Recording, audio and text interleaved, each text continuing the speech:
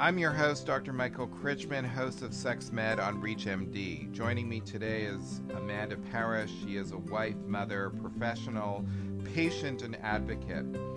Today's topic really is a very important issue that's often neglected in clinical practice. It's really, what is the patient's perspective? And when it comes to sex, many clinicians are embarrassed, afraid. They may have their own sexual hang-ups themselves, and they often neglect the topic and leave their patients really in the dark, struggling. Amanda, thank you so much for taking the time to speak with me today on Sex Med on ReachMD.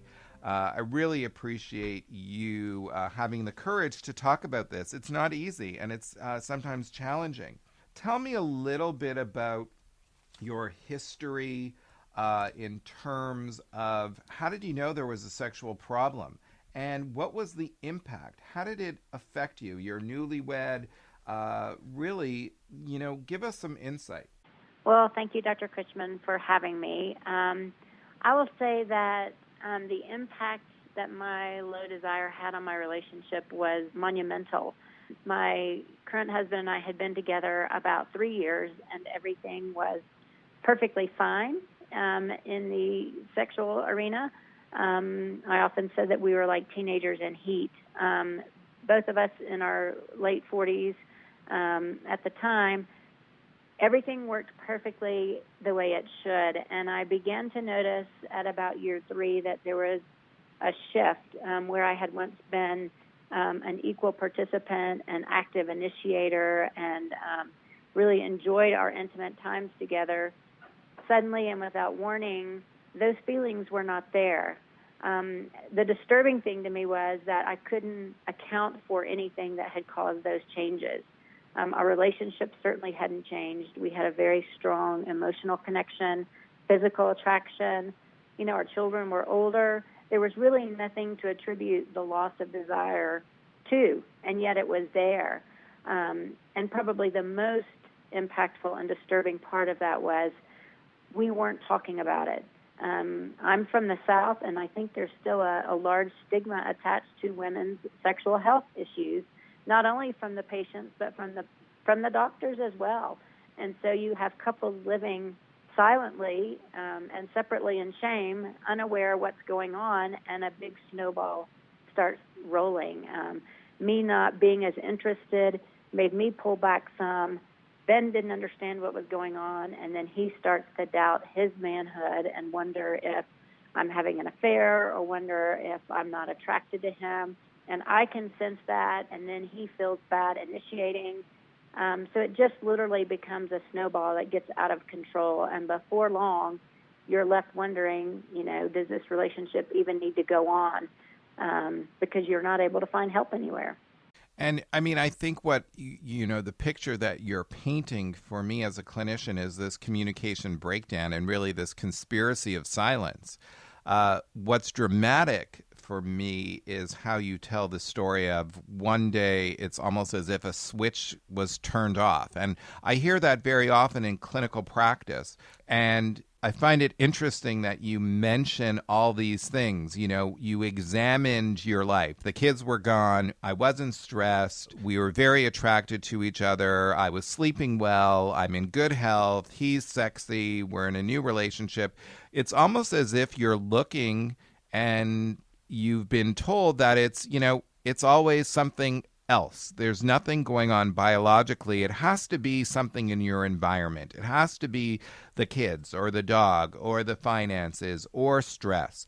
So it's interesting to me how you're telling the story of sexual problems from a female perspective of how you've been taught that it's always about the environment. It could never be a biological component. And it was confusing because here you are in a new, wonderful relationship with a supportive, sexy partner who turns you on, but you feel empty. You feel really a loss, and it's really not understandable. So again, I think the important message is that many women who actually make it into a clinician's office. Many of them do not, right? So many women are suffering in silence and really trying to examine and do a variety of things. Many women really think that it's external forces, and they've been told that, you have to be the bringer of sexual excitement.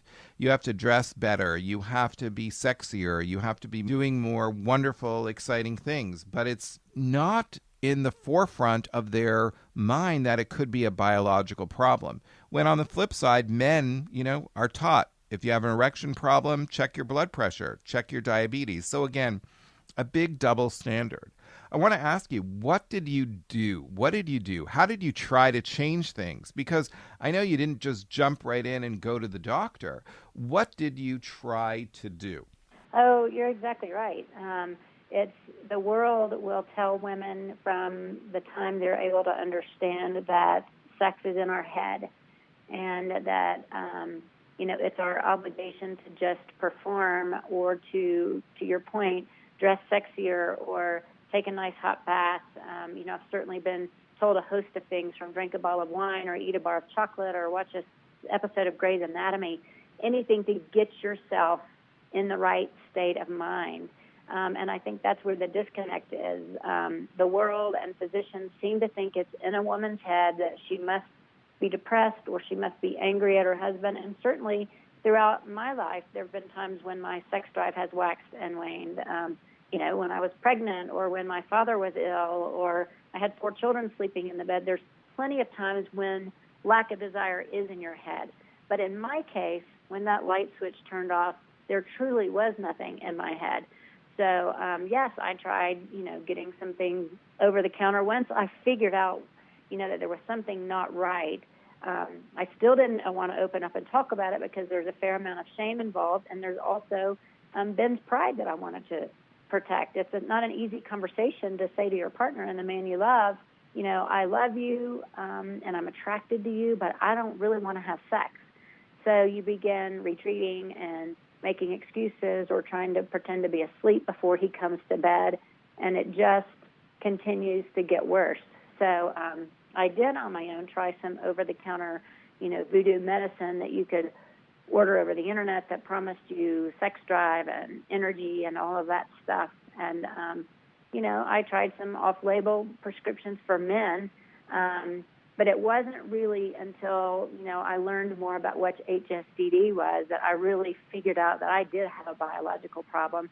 And there finally, was a doctor that was able to talk to me about it, and I wanted to shout it from the rooftops so other women out there, because throughout my experience with low desire, I've met so many people and talked to so many people who are struggling like Ben and I were, many of which their marriages have ended in divorce, or one of them will say to me, I think my ex-wife suffered from that. And it always just makes me so sad, because I feel like if this were a man's problem, the world would have rushed to fix it a long time ago.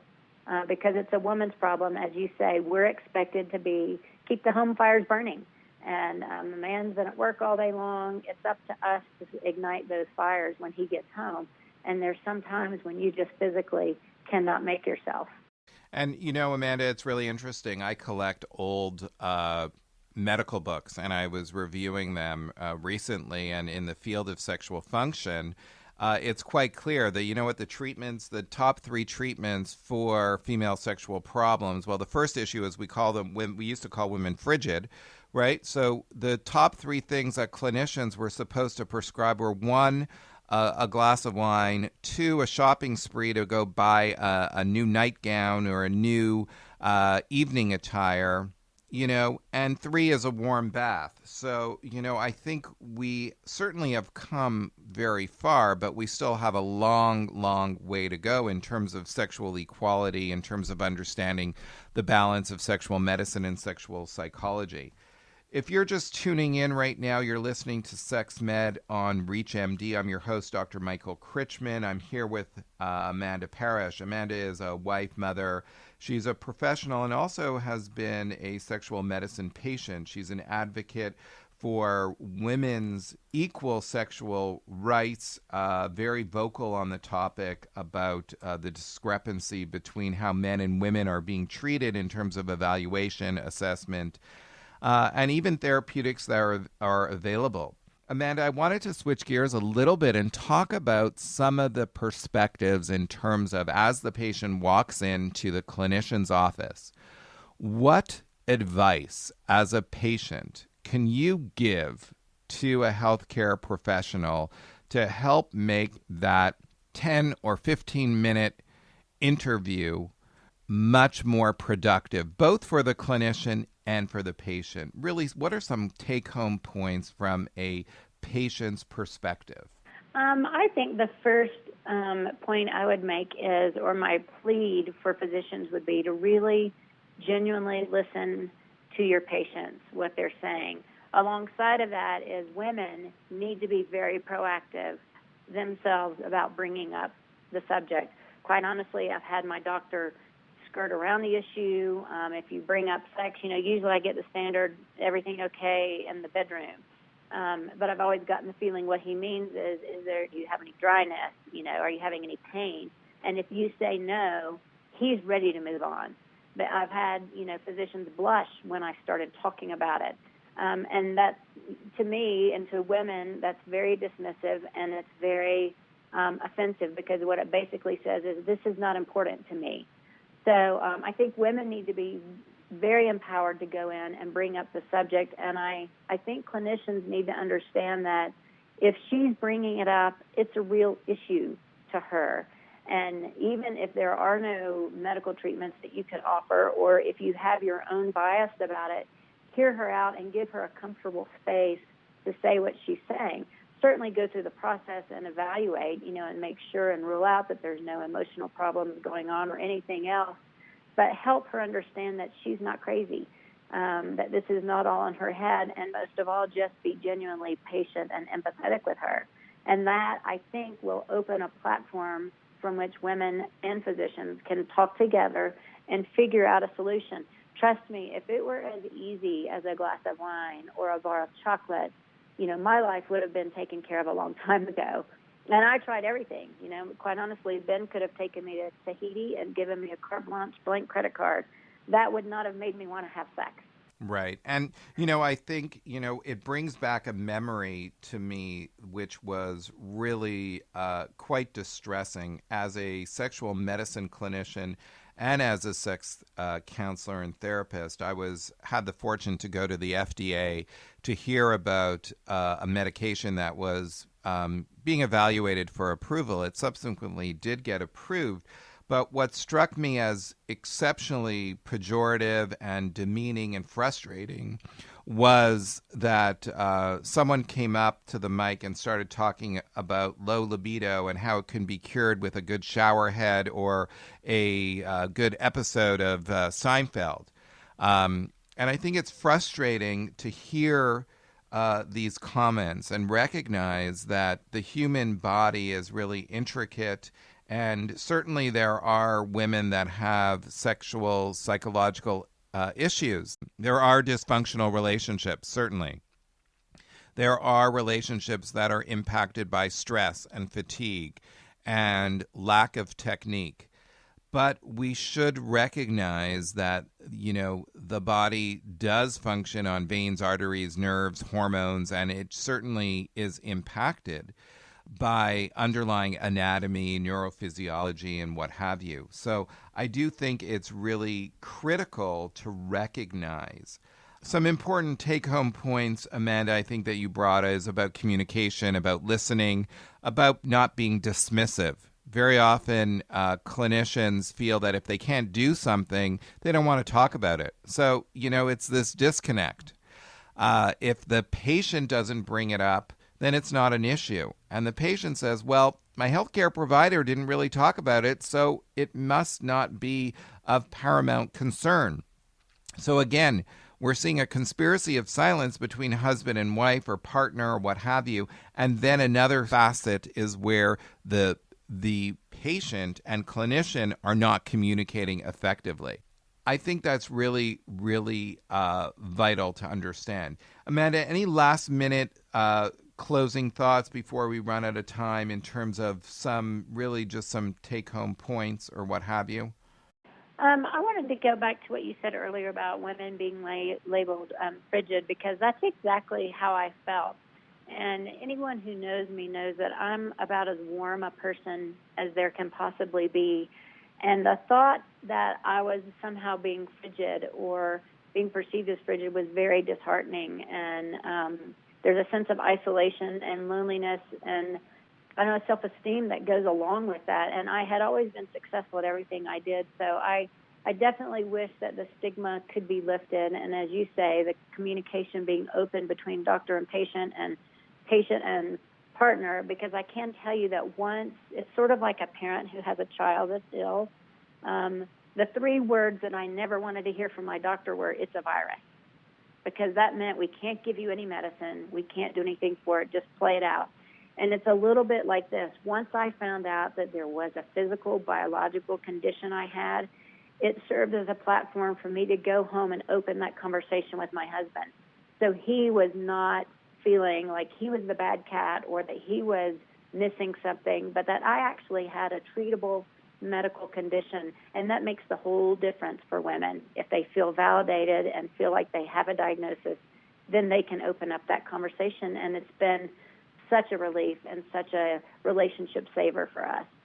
Thanks, Amanda. That was really very, very important in terms of communication styles and including the concept of the patient's perspective of how to address female sexual health and wellness, as well as not minimize the issue. We've been talking with Amanda Parrish, who's a wife, mother, patient, and advocate for female sexual health. Be sure to visit our website at reachmd.com/sexual medicine to download this segment and others in this series. Remember, sexual health is general health. I'm Dr. Michael Krychman, your host, and you've been listening to Sex Med on ReachMD. Thank you again for listening.